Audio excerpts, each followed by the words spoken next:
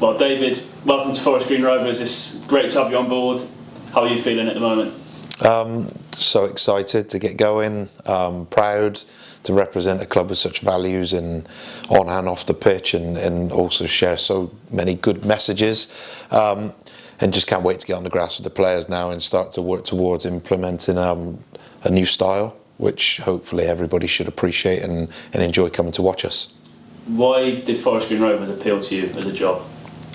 There's a few reasons really. Over the years and over a long period of time, even going back to non-league, I've always had a good feeling when I've come here, even when I've played against them. Speaking to my assistant Lewis Carey, every time we've come here, the fans are amazing and have always supported the team really, really well.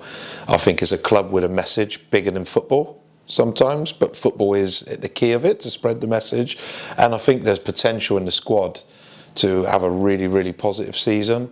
And then once I met Dale, Asif, Alan, I thought they were brilliant people that seemed really supportive, that can help move this club forward, and that's the opportunity I was really looking for over the last year or so, really. I find it interesting there that you almost mentioned what the club represents, and obviously Dale's a big part of that. What were your conversations like with him specifically? So I managed to spend about half an hour with him at the end of the interview process, and we talked around, again, why. He showed me the plans for Eco Park, which looks absolutely incredible. And then they had such a passion. They were supporters of the club. They care about the team. They care about the club and the community and the environment. And I think when you meet everybody singing off the same hymn sheet, it can't help but inspire you. And I walked away and just thought, these are brilliant people you want to work for and do well for.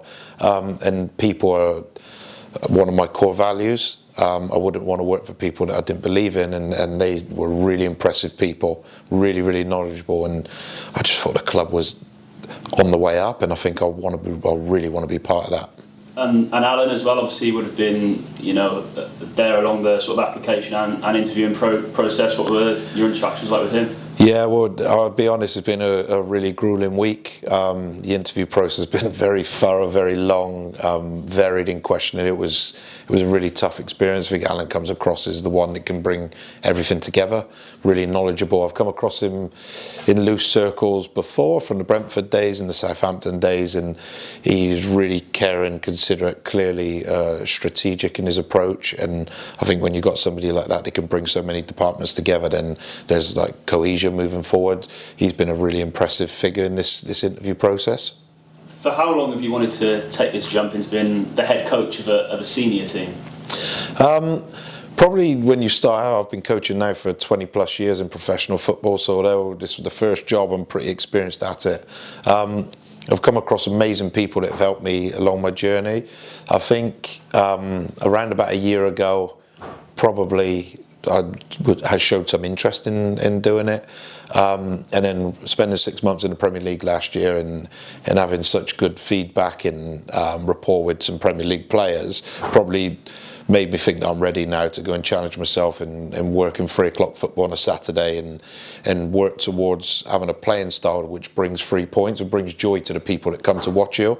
And I think once you start working with top international players and they respond well to you, it's probably the time where you think you have to have the go and go and show everybody that you're good enough to do it. I think you mentioned it briefly there, and you mentioned it in your quote for the website as well, that you and Lewis, your assistant, have worked under some elite coaches. I just wonder if you could tell us a little bit about your main learning influences and experiences coming up through the coaching ladder.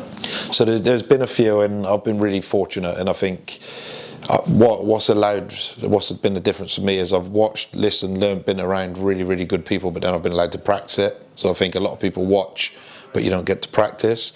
So along the journey, I mean, my very first big influencer in coaching was John Clayton at Bristol City, ex-Plymouth, and a really good striker. He gave me my first opportunity and was a really knowledgeable guy.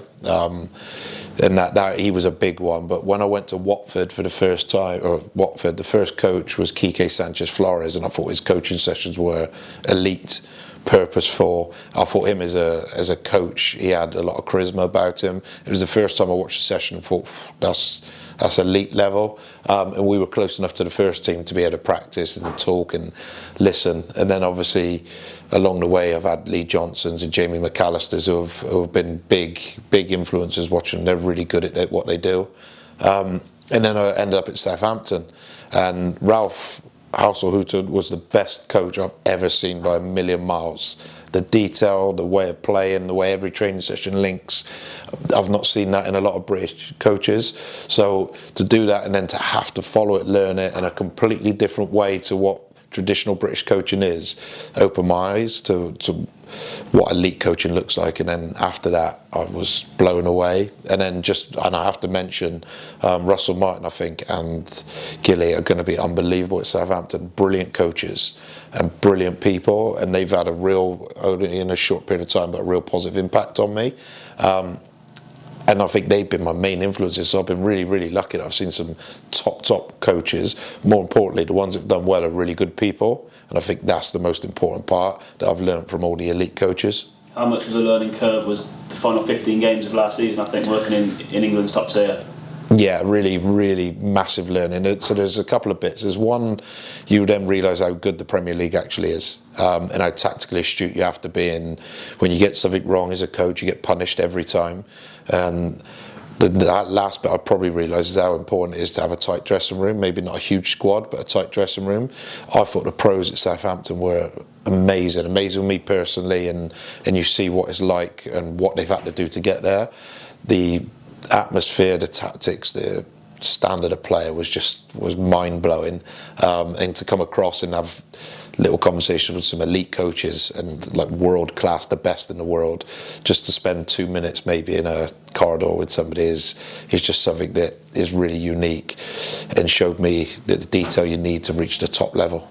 To me, David, it sounds like the social and cultural side is just as important to you as the coaching side. What do you want the culture to be like here at Forest Green? So what's going to have to happen, so there's going to have to be a real culture, like a buy-in, I want to learn. There'll have to be a sprint mentality, have to be. And they're going to have to open their minds to something that's new and different. Now, I've watched quite a bit of the players now. I've spent a week watching. There's a real good core group, but there will not be a name, blame, shame culture here. So people will make mistakes. We'll make mistakes. We're a little bit behind in pre-season. Obviously, we're going to only have 2 weeks before the season starts.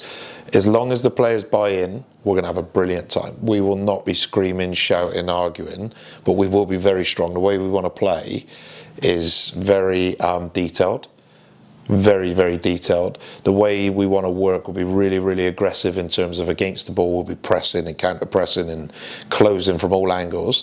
If they buy in, we're going to have a brilliant time. But we will not be having a name blame. This won't be aggressive off the pitch, but on the pitch we should see a team that want to fight for every ball.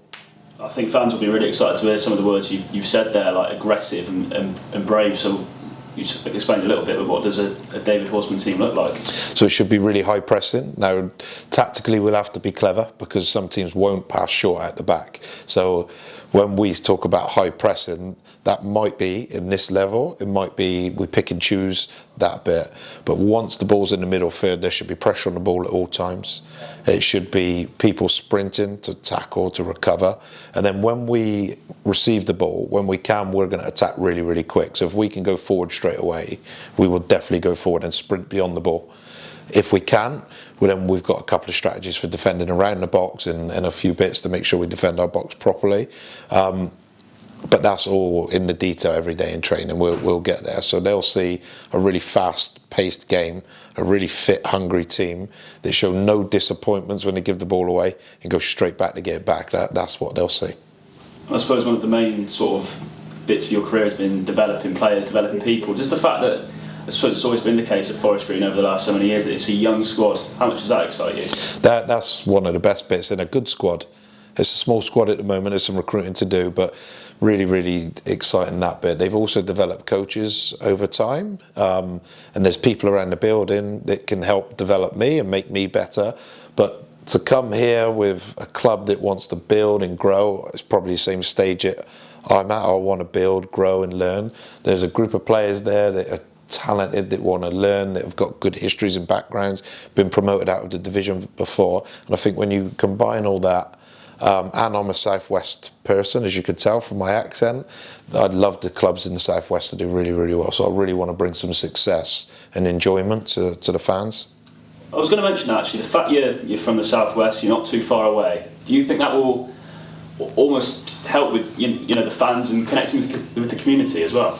I really hope so, and I'm going to be really active in the community, because a club's only as good as his fan base and the community. And me and Lewis are really keen on making sure that us and the players really appreciate the supporters, because they're the lifeblood of the club. They'll be here way after we leave. And I want to make sure that they understand that I know what it's like to be a supporter. My son supports Bristol City, he's 14, and I know any sort of interaction with a manager or a player, just his face lights up. And then I care about South West football, I do.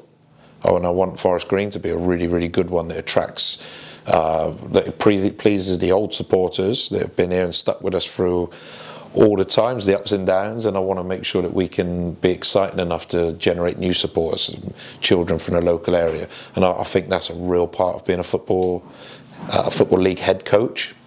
And you've mentioned already quite a few times about Lewis Carey. Just explain a little bit about your journey together and what he's going to bring to the group. Well, really interesting. So Lou's a couple of years older than me, so I was a player up to about 19, 20, wasn't quite good enough to make the grade, but Lewis was actually a senior pro at the time and just started to break into the first team. So we had no real connections, although we were at Bristol City in and around the same time. We probably crossed paths a couple of times, but went our separate ways. He had a really long and successful playing career at Bristol City, a short spell at Coventry, and I obviously went off to start my trade as a coach. And then 4 years ago I joined Southampton, and he was the under-16s coach, and he's then worked his way up to end up being my assistant at Southampton. He is exceptionally knowledgeable about football, passionate. He's so caring about players and people, and I couldn't think of a better assistant head coach. His training sessions are to the point where it's OCD, and that's a really good compliment for me. And I think he brings understanding of doing Saturday, Tuesdays, because he did it the best part of 700 times for Bristol City, so he understands what the players are going through, and he'll be a really good link between the coaching staff and the players. First of all, look, we hope you're going to enjoy the season, and we're going to work tirelessly to make sure that it's an exciting, fun season and successful one for you. We really appreciate you, and make sure you stick with us through the good and probably the not such good times, and we'll all come out as a stronger club at the end. Thank you.